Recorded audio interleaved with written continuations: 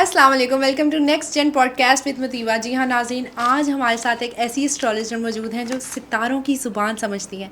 इनकी सारी प्रेडिक्शंस सच साबित होती हैं। लिटरली जब भी कोई प्रेडिक्शन करती हैं और वो सच साबित हो जाती है, चाहे किसी डिवोर्स की बात हो, चाहे किसी जंग की बात हो या किसी के कैरियर की बात हो। मैं बात कर रही हूँ समराना की। अस्सलाम वालेकुम। वालेकुम अस्सलाम। कैसी हैं आप? अल्हम्दुलिल्लाह सुपर गुड। समराना, मुझे बताओ कि ये सच है कि जो डेट ऑफ बर्थ होती है और टाइम होता है, इस पे लाइफ इम्पेक्ट करती है? बिल्कुल एग्जैक्टली मुतीबा, ये तो अब हमारी साइंस और यूरोपियन यूनिवर्सिटीज़ की रिसर्च भी ये साबित करती है कि आपकी डेट ऑफ बर्थ, आपका नेम, आपकी इवन जो है आपके इर्द गिर्द की जो एनर्जीज़ है, बिकॉज देखिए एस्ट्रोलॉजर हम लोग बिलीव करते हैं, बल्कि बिलीव क्या, अब तो आपकी साइंस कहती है कि वर्ड बेस्ड ऑन एनर्जीज़।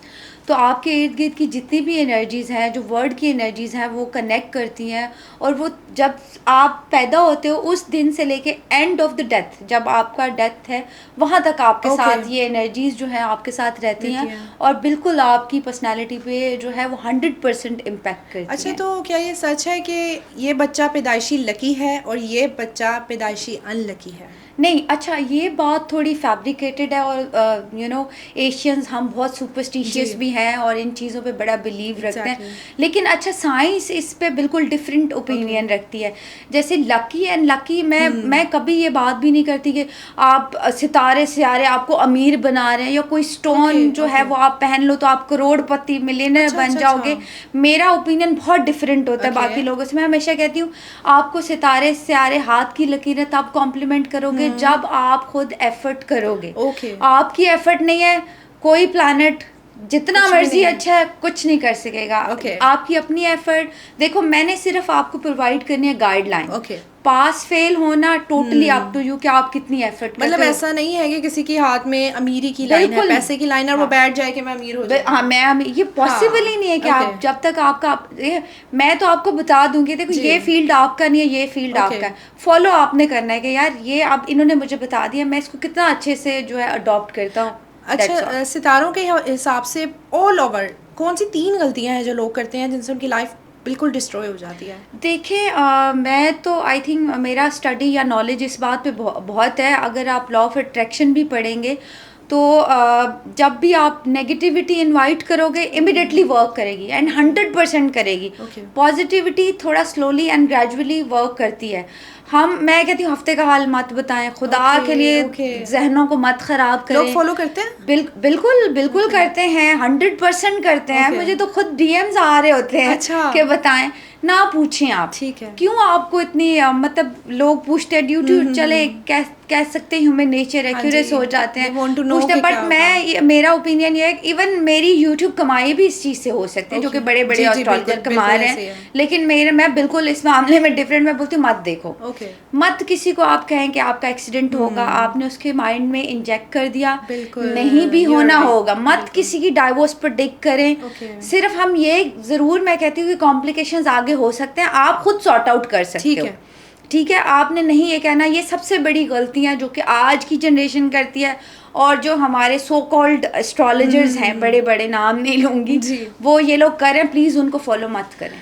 ये जो सोशल मीडिया पे बैठ के एक ट्रेंड चल रहा है, डिफरेंट एस्ट्रोलॉजर आ जाते हैं, उसकी शादी होगी, उसकी तलाक होगी, वो वायरल होगा, वो नहीं होगा, ये क्या ट्रेंड चल रहा है?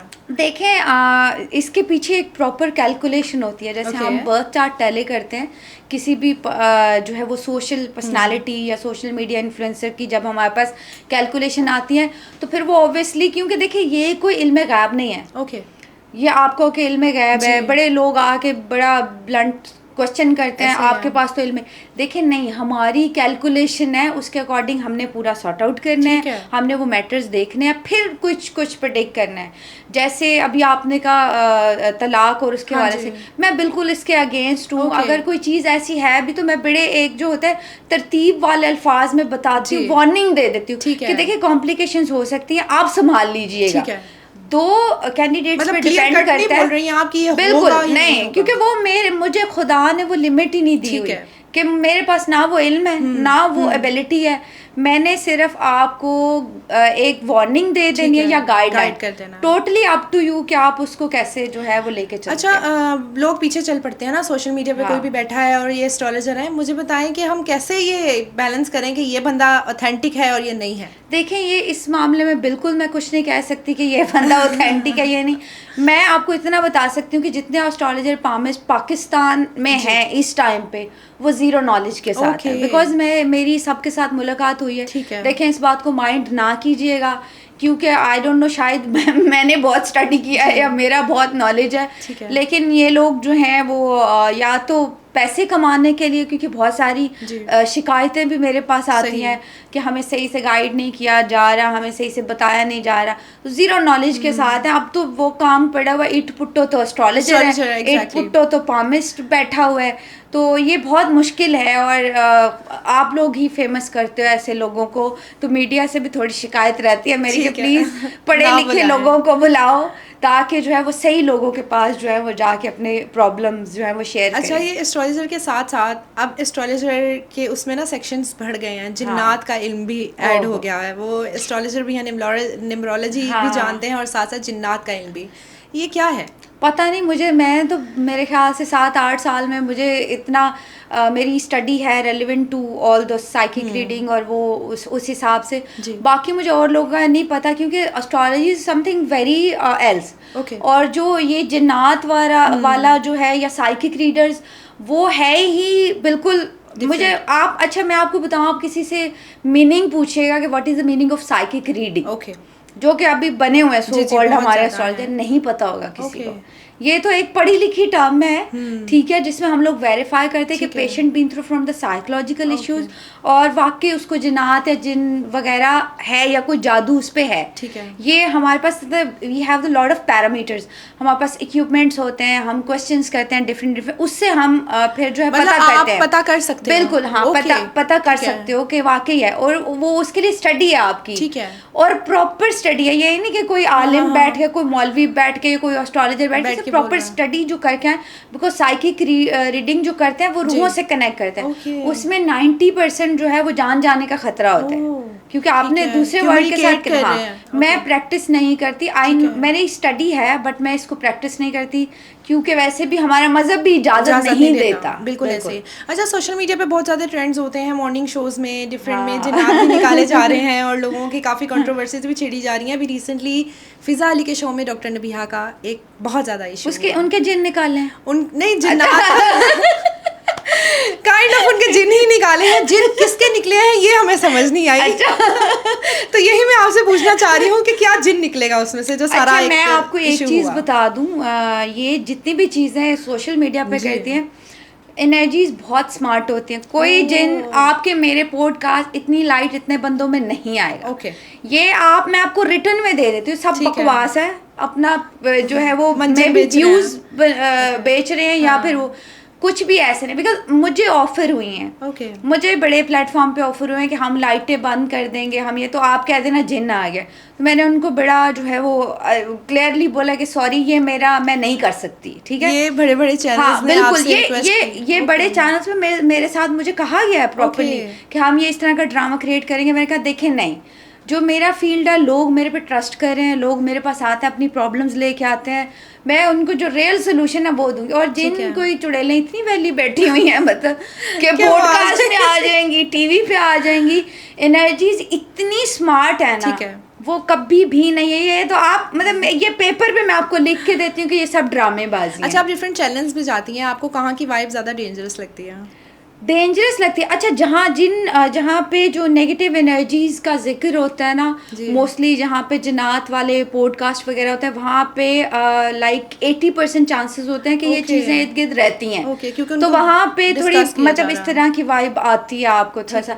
जैसे मैं बहुत मैंने किया सुनो के साथ, मेरे बहुत वो एक्सपीरियंस वहाँ पे, बल्कि मैंने वो किया भी था, हम एनर्जी काउंटर से भी हमने किया था।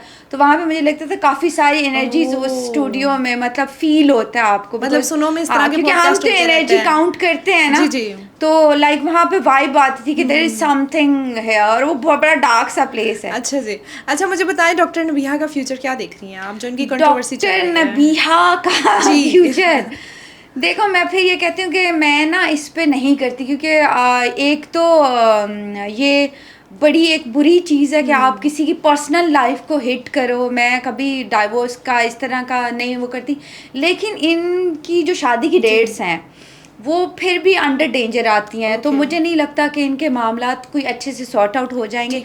आगे जाके मज़ीद मुझे लगता है कॉम्प्लिकेशंस रहेंगी। अच्छा, मतलब नहीं चलेगा। डॉक्टर नबीहा ने एक स्टेटमेंट दी कि उनको सिर्फ 4 घंटे के लिए मिलने दिया जाता है उनके शौहर से। तो क्या ये 4 घंटे 8 घंटे में तब्दील होंगे कि नहीं?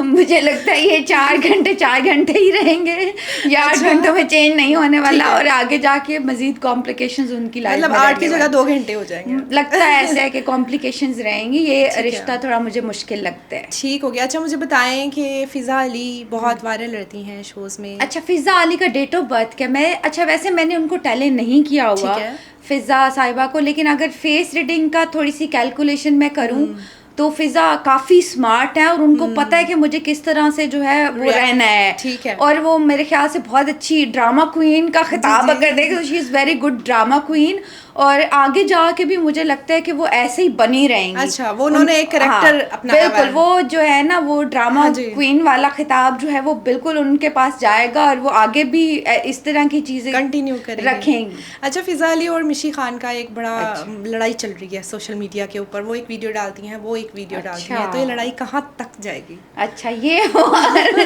मुझे नहीं पता ये वॉर चल भी रही है या नहीं, बिकॉज टाइम नहीं है मेरे पास।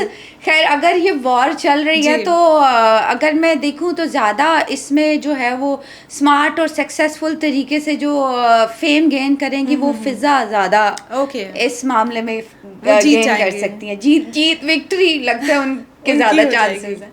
अच्छा, हम रजब भट्ट की बात करते हैं। बहुत फेम हासिल किया उन्होंने, बहुत शादी उनकी एक ग्रैंड शादी थी पाकिस्तान की, कितने पैसे उड़ाए गए और कितने एक्सपेंसिव गिफ्ट्स उनकी शादी पे दिए गए। लेकिन जो भी इश्यूज़ हुए शादी के बाद ही उनके इश्यूज़ जो है स्टार्ट हो गए। उन्होंने कहा कि ईमान जो है मेरे लिए लकी नहीं रही। 11,000 सब्सक्राइबर्स ने भी जो है अनसब्सक्राइब किया।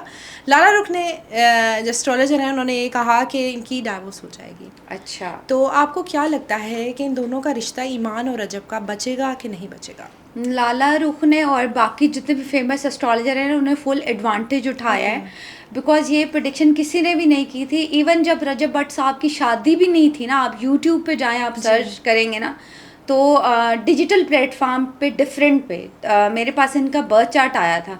तो जब मैंने टेले किया था तो मैंने कहा था ये ट्रबल में पड़ने वाला है। कुछ कंट्रोवर्सी उनकी थी ही नहीं रजब भट्ट साहब की। उस टाइम मैंने ये प्रेडिक्शन सारी कर दी हुई थी, चलो आप कॉपी पेस्ट कर लो, ऐश करो, जी लो इतनी जिंदगी। तो शादी से पहले उनकी शादी ही नहीं हुई थी, तब शादी की डेट्स आई थिंक तय हुई थी। तब मैंने बताया था कि इनकी जो डेट्स हैं वो लूनर एनर्जी के अंडर आती है। चांद गिरन के अंडर जितनी भी शादियां होती है, प्लीज़ ये आप देख लें, जब भी सूरज गिरन है, चांद गिरन है, उन डेट्स में शादियां मत रखें। उन डेट्स की शादियां हमेशा कॉम्प्लिकेशंस का और उनका एंड डाइवोर्स तक आ जाता है। तो आप इसीलिए कहते हैं कंसल्टेंट से कंसल्ट कर लें, ठीक है। एंड हमारे पास एक बड़ा वे भी है, अच्छा, इस्तिखारा जिसे कहते हैं। हम तो थोड़ा मैथमेटिकली कैलकुलेशन के साथ करते हैं ना, बर्थ चार्ट। इस्तिखारा इज़ गुड, आप लोग ज़रूर कर लो, और इन डेट्स में शादियां मत करें। तो ये कॉम्प्लिकेशन, बल्कि जब ये रजब भट्ट का केस कराची में जब हुआ था उसके 2 दिन पहले मैंने अपने इंटरव्यू में कहा था कि आगे जो है ना रजब भट्ट साहब को मुझे लगता है कि कहीं से मार पड़ने वाली है, और पड़ गई थी। एंड ये मेरे इंस्टाग्राम पे पिन है ये चीज़, ये सारी जितनी भी मैं चीज़ें बोलती हूँ वो एविडेंस के साथ मेरे इंस्टाग्राम पे होती हैं, नकली वाले पे नहीं। फेक अकाउंट्स जो है वो थाउजेंड्स ऑफ अकाउंट्स हैं जो मेरे नाम से चल रहे हैं। अच्छी बात है, कमाएं पैसे, लेकिन प्लीज़ देखें ठगियां ना करें लोगों के साथ। अच्छा, लाला रुख ने ये भी कहा था, क्योंकि आपने रजब भट्ट का बर्थ चार्ट पढ़ा हुआ है, लाला रुख ने कहा था कि इनकी 4 शादियां होंगी। अच्छा, ये बात, हाँ जी, वो तो उन्होंने फेमस होने के लिए कहा है ना कि इनकी 4 शादियां होंगी। ऐसा कुछ नहीं है, ऐसा कुछ नहीं है। हाँ, सेकंड मैरिज की तरफ जा सकते हैं, या मल्टीपल रिलेशंस जब इनका बर्थ चार्ट टैली किया तो इनके साथ रहेंगे, और आगे भी मजीद कंट्रोवर्सीज रहेंगी उनकी। ऐसा नहीं कि ये ख़त्म हो जाएंगी, आगे भी उनको जो है बड़ा संभल के रहना पड़ेगा। आगे मुश्किलें उनकी जो है ना, जिसे कहते हैं रास्ता देख रही हैं, वो देख रही हैं। तो डाउनफॉल स्टार्ट हो गया है रजब का, हम ये कह सकते हैं समहाउ, बट फिर भी उनका फेम जो है वो रुकने वाला नहीं है। अच्छा, बल्कि 2026 में मुझे लगता है कि ये कंट्रोवर्सीज के थ्रू मजीद फेम गेन करेंगे। मतलब डाउनफॉल इस तरह नहीं होगा। मैं कहती हूँ इस तरह तो फेमस होते हैं लोग, ठीक है। मतलब कोई भी कंट्रोवर्सी क्रिएट कर दो, मीडिया में रहना है, गुड, दैट्स ऑल। ईमान और रजब का आपने क्या मैच किया था? अच्छा, मेरे पास डेट्स आई थी, मैच का नहीं था, क्योंकि देखो उसके लिए तो मैं पैसे चार्ज करती हूँ ना। यार अच्छा पटका तो कर देना था समराना। नहीं, अच्छा बड़े बड़े लोग हैं तो प्लीज, मैं मेरा ऑक्यूपेशन तो मैं पैसे लेती हूँ, मैं ऐसे फ्री नहीं बताती। तो मेरी जो फीस है वो मैं लेती हूँ, उन्होंने मुझे नहीं दी तो मैं क्यों अपना टाइम वेस्ट करूँ। सही। तो ईमान के बर्थडे में डाइवोर्स, मुझे उनका नहीं पता कि उनका डेट ऑफ बर्थ, लेकिन उनकी जो डेट्स थी ना वो जो थी वो बड़ी मुश्किल वाली डेट थी, खराब डेट थी। उस मेरे हिसाब से, मेरी कैलकुलेशन के हिसाब से तो कुछ ना कुछ इस तरह का होना बनता था। मतलब इस तरह के इश्यूज जो हैं वो रहेंगे। बिल्कुल बिल्कुल। काशिफ समीर का बड़ा कंट्रोवर्सी चलती रहती है, द गोल्ड गाय, जो गोल्ड पहनते हैं और बड़े वायरल रहते हैं, ऑन एंड ऑफ जो है वायरल रहते हैं। अभी रिसेंटली संजय दत्त से मिलके आए हैं। अच्छा, उन्होंने गोल्ड का आईफोन उनको गिफ्ट किया है, गोल्ड की ज्वेलरी एंड बहुत कुछ गिफ्ट किया है। तो भाई इधर भी देख लो। काशिफ ज़मीर साहब, आप जो भी हैं, यकीन करें मैं आपकी फैन हूँ। और आप मुझे कुछ अगर गिफ्ट कर देना गोल्ड का तो भाई हम तो असीधे तड़े पैर पे जावांगे। आप सुन रहे हैं काशिफ ज़मीर ये कह रही हैं कि आप हमें भी कुछ गोल्ड का गिफ्ट करें, क्योंकि आप बाहर जा। अच्छा, मैं एक प्रेडिक्शन करना चाहूंगी, बिकॉज आपने इनका डेट ऑफ बर्थ मुझे बताया है, ये लियो बनते हैं। ये साल जो है ना ये लियो का ईयर है, ठीक है। सन रिलेटेड जो है वो जिनका भी डेट अगस्त में है, वो लोग एक्सट्रीम फेम पाने वाले हैं पहले से भी ज्यादा। जितने भी हमारे सोशल साइट पे सोशल मीडिया स्टार्स हैं वो लियो से बिलोंग करते हैं। आप देखिएगा कि कुछ ऐसा हिट निकलेगा, कुछ ऐसी चीज़ जो मिलियंस क्रॉस कर जाएंगी और आपका नेम फेम मज़ीद आप लोग कंट्रोवर्सी में आने वाले हो, रहने वाले हो। और जो है वो काशिफ साहब, मुझे लगता है कि मज़ीद जो है वो दुनिया में उनका नाम बनने वाला है, चाहे जिस भी हिसाब से बने। अब वो मैं नहीं कह सकती कि नेगेटिविटी में आएगा या पॉजिटिव, बट बहुत अच्छा जो है वो नेम फेम, क्योंकि अर्तुगरुल गाजी को उन्होंने यहाँ बुलाया, सलमान खान को पाकिस्तान में बुला रहे हैं और अभी संजय दत्त से मिलके आए हैं। तो आगे देखें अब सही क्या प्लान्स होते हैं। इकरार हसन की बात करते हैं। इकरार हसन ने पार्टी बनाई है, तो क्या पार्टी चलेगी या उनकी 4 शादियां होंगी? अच्छा, बहुत लोग नई पार्टीज आ रही हैं ना अभी, अगर आप देखें कुछ लोग इस तरफ आ रहे हैं, लेकिन मैं आपको बताऊंगी हम वही 3 पार्टीज चलेंगी। अच्छा, ठीक है। पीपीपी है, नून लीग है, तहरीक इंसाफ।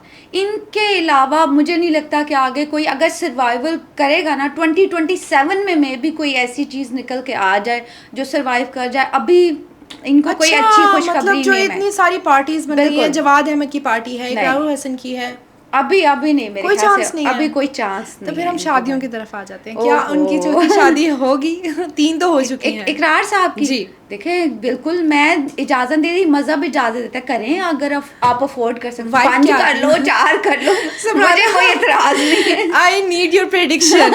वाइब क्या आती है शादी करने की? अब मुझे नहीं लगता, जैसे वो थके हक्के पड़े हैं ना 3 शादियां करके, और 3 संभालने बड़ी बात है, 3 को बैलेंस करना इज टू मच डिफिकल्ट। मुझे नहीं लगता आगे अच्छा, आपको कोई वाइब नहीं आ रही है? नहीं, मुझे नहीं लगता। जवाद अहमद बहुत कंट्रोवर्सीज में रहते हैं, कभी लड़ाई हो जाती है, कभी कुछ हो जाता है।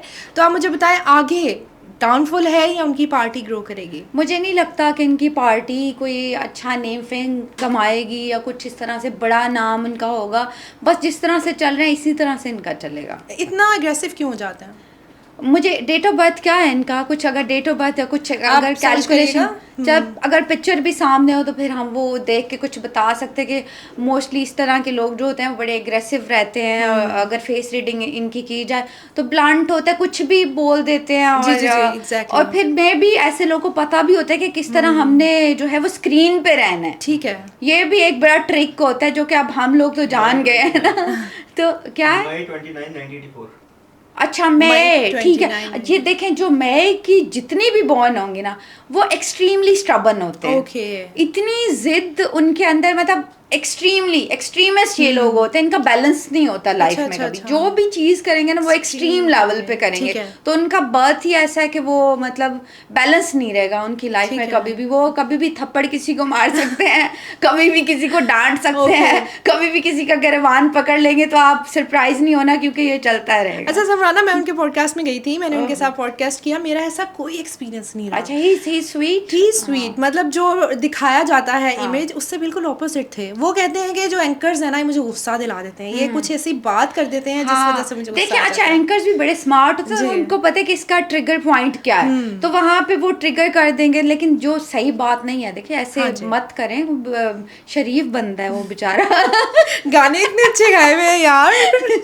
हमारी तो बचपन की यादें हैं उनके गानों में। हाँ, तो देखें ऐसा ना करें, जवाद भाई बहुत एक खूबसूरत इंसान है और आप उनको गुस्सा ना दिलाया करें। क्या बात है। अच्छा मुझे बताएं, मरियम नवाज के हवाले से क्या उन्होंने काम किया है पंजाब में, लुक बदल दी है, तो क्या फ्यूचर देख रही हैं? अच्छा आप देखें, मैं 2025 के जितने भी जो लोग मुझे फॉलो करते हैं, मैंने उन्हें बोला था पीक पॉइंट आएगा मरियम नवाज शरीफ साहिबा का 2026 में, ठीक है, और जेन्युइनली पीक पॉइंट आया उनका 2026 में, और बहुत अच्छा उनके लिए ये रहा, जैसे उनका नेम बन रहा है, जिस तरह लोग जैसे देखे काम भी कर रही है ना सीएम साहिबा, बहुत अच्छा, खास तौर पे वुमेन्स के लिए।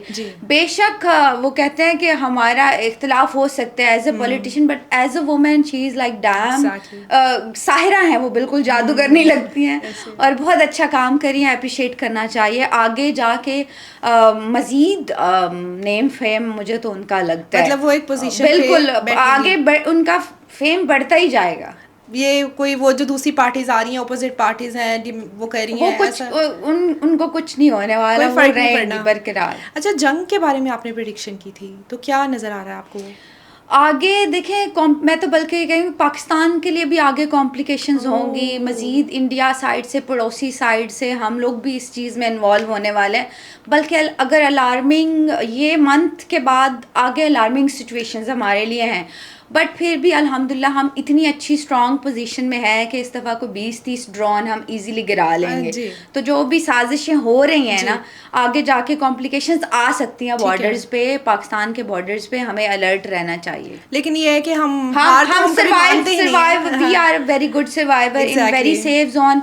और ये जो आपको लग रहा है ना कि महंगाई और वो ये चीज़ें, बेशक देखे आलमी जंग जब लगती है तो इकोनॉमी हर कंट्री की जो है वो गिर जाती है, बट फिर भी हम ये आपको लग रहा है ना कि अभी कोई चांसेस नहीं है, बट ये कि पाकिस्तान बहुत अच्छी पोजीशन में अगेन आ जाएगा इंशाल्लाह, और अमन की सूरत हाल भी पैदा हो जाएगी। ये जो जंग का सारा चल रहा है, ये कब तक चलेगा इसी तरह? देखें ये इसमें कुछ लिमिट नहीं हम कह सकते, अगर तो ये जाके जून मार्च के बाद निगोशिएशन पे बात आएगी, 1-2 महीने में आपको खुद दिख जाएगा कि ये चीज़ें स्लो हो जाएंगी, काम डाउन हो जाएंगी।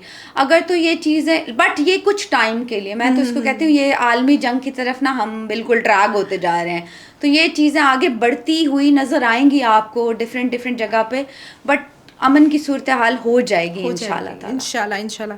अच्छा हम ख़वातीन की तरफ आते हैं, ख़वातीन की ब्यूटी की तरफ, ख़वातीन की किस्मत की तरफ। हाँ। लड़कियों को किस तरह अपने आप को मैनेज करना चाहिए, किस तरह उनको अपने लाइफस्टाइल को मैनेज करना चाहिए ताकि वो आगे जाके अपनी शादियों को सही से मैनेज करें? क्योंकि सोशल मीडिया पे आप देखती हैं आए दिन अब तो एक स्टेटमेंट लगती है डाइवोर्स्ड, सिंगल या सेपरेटेड, ये एक ट्रेंड बन गया है। तो आप उन लोगों को क्या मैसेज देंगी कि किस तरह अपनी लाइफ में क्या चेंजेस लेके आए जिससे वो अपना घर बचा सकती हैं? मुतीबा मैं आपको एक सर्वे इस पे शेयर करना चाहूँगी कि अभी ऐसा है कि लास्ट ईयर मैं उसको बोलती थी डाइवोर्स ईयर, लास्ट जो ईयर था रिश्ते टूटने का ईयर, ये वाला ईयर मैं कहती हूँ रिवीलिंग ईयर। इस ईयर में ऐसी चीज़ें जैसे एप्स्टीन फाइल्स अभी आपके सामने, इस ईयर में ऐसी पर्सनालिटीज़ जो छुपी हुई हैं ना वो रिवील होंगी, रिवीलिंग ईयर है। और ये कि 30 से ऊपर की एज की जो लड़कियां हैं वो शादी करना पसंद ही नहीं करेंगी, और शादियों का मतलब ये सर्वे भी हमें बताते हैं कि लाइक मेरे ख्याल से 60 to 70% रेशो जो 30 से ऊपर की एज की लड़कियां होंगी वो इंडिपेंडेंट रहना पसंद करेंगी। और ये थोड़ा मुश्किल है, साइकोलॉजी इस बारे में कहती है कि इंडिपेंडेंट वुमेन्स लड़कों की चॉइस नहीं होती। एक जो है ना एक इंडिपेंडेंट और जो है वो अपनी वैल्यू वैल्यू वाली वुमेन मर्द की चॉइस नहीं होती। मर्द की चॉइस वो वाली वुमेन होगी जो थोड़ा उसके अंडर रहे। ये मैं नहीं कह रही, ये साइकोलॉजी कह रही, तुसी मैनू आके ना कमेंट करना, ठीक है? मेरे पीछे आवाम ना पड़ जाए, ये रिसर्च कहती है, ये मैं नहीं कहती। तो ये तो बिल्कुल ऐसा है कि शादियों की तरफ जो है वो नहीं जा रहे। परफेक्ट एज वैसे मैं नहीं कहती, ये भी साइकोलॉजी कहती है कि perfect age for a marriage 20 for a women, और जो है जब मैन के लिए 25, ये परफेक्ट एजेस हैं फॉर शादी और स्टेबिलिटी। तो इस एज में अगर आप शादी कर लें तो गुड। आगे जाके आपको थोड़ी मुश्किलात होंगी बिकॉज आप मेंटली प्रिपेयर हो जाते हो, बहुत दुनिया देख लेते हो, तो आपके इंडिपेंडेंट, आपके स्टैंडर्ड, आपकी कंपेटेबिलिटीज फिर नहीं मिलती। तो गुड है कि आप अर्ली एज में शादी कर लें।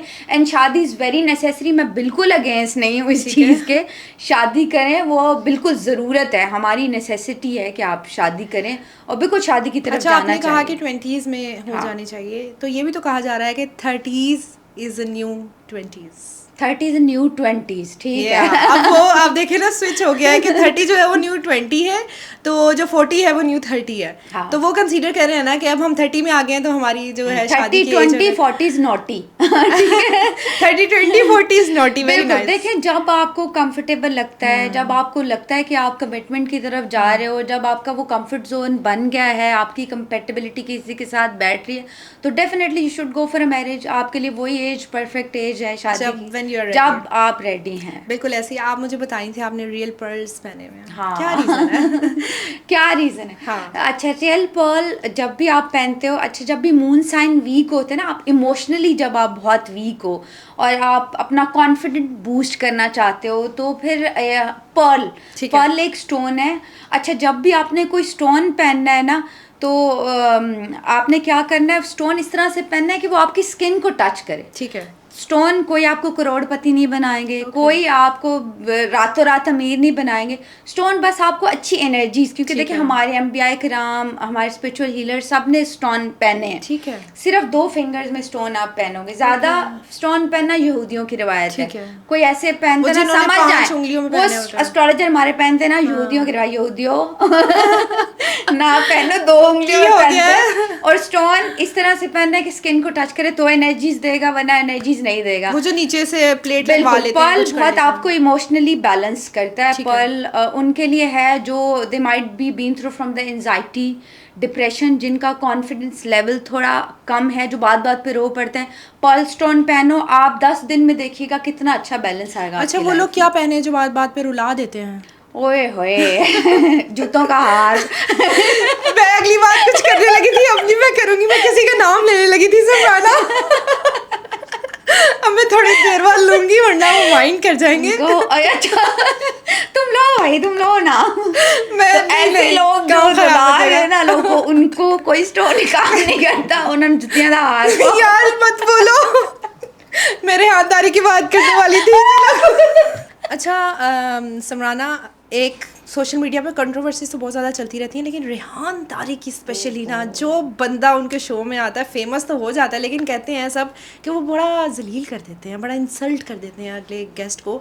नहीं करना चाहिए। वर्दा मलिक को उन्होंने बुलाया, उनको दिखा के उन्होंने नहीं, कहाँ जलील कर दें यार। अच्छा? रजब भट्ट को तो नहीं किया, वो रजब भट्ट के घर गए थे ना, सब लगता है पैसे तो नहीं, रेहान तारिक आपने पैसे तो नहीं लिए।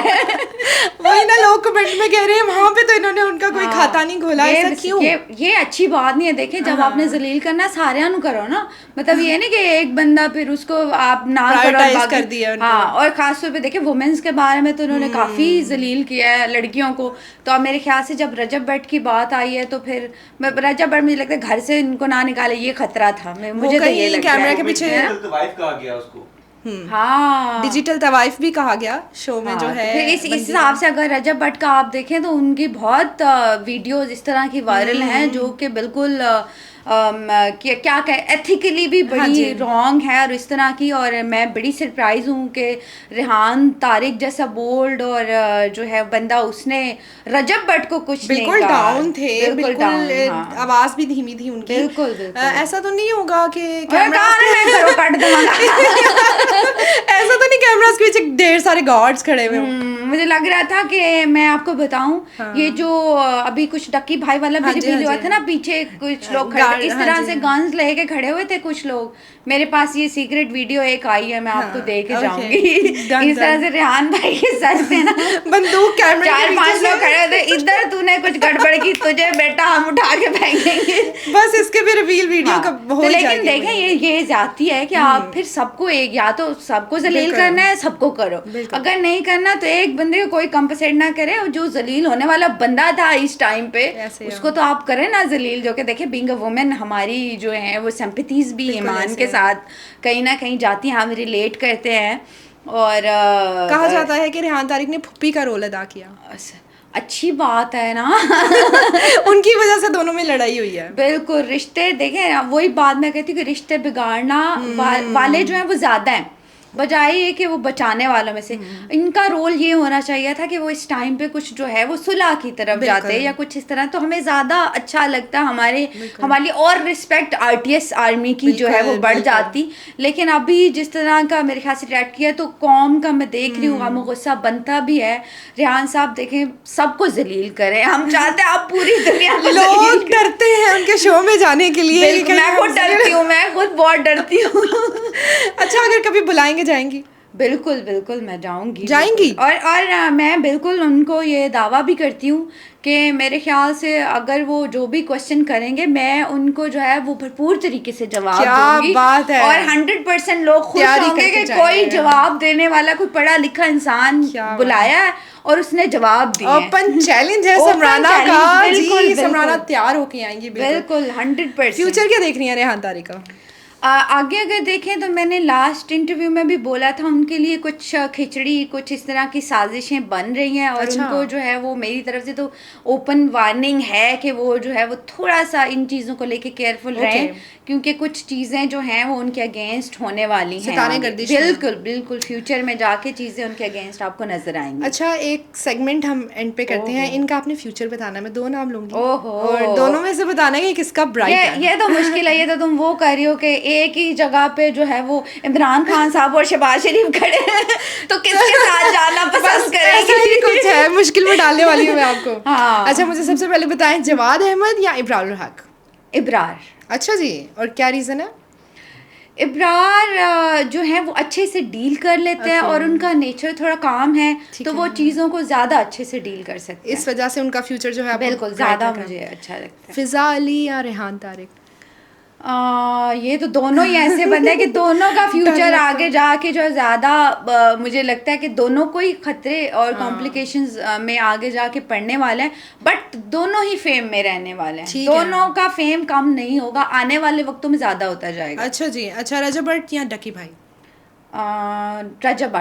रजब भट्ट का अभी भी मुझे देख कुछ भी हो जाए लेकिन फिर भी उनका फेम नहीं कम होगा। अरे क्या बात है। हानिया आमी या मीरा बली? आसिम अजहर से शादी किसकी होगी? आसिम अजहर से शादी किसकी होगी? मे बी कोई थर्ड पार्टी अराइव होने वाली हो आसिम अजहर की लाइफ में, ये दोनों ही ना हो। Very nice. तो ये भाई कोई थर्ड पार्टी आने वाली। हैवी प्रेडिक्शन कर दी है आपने।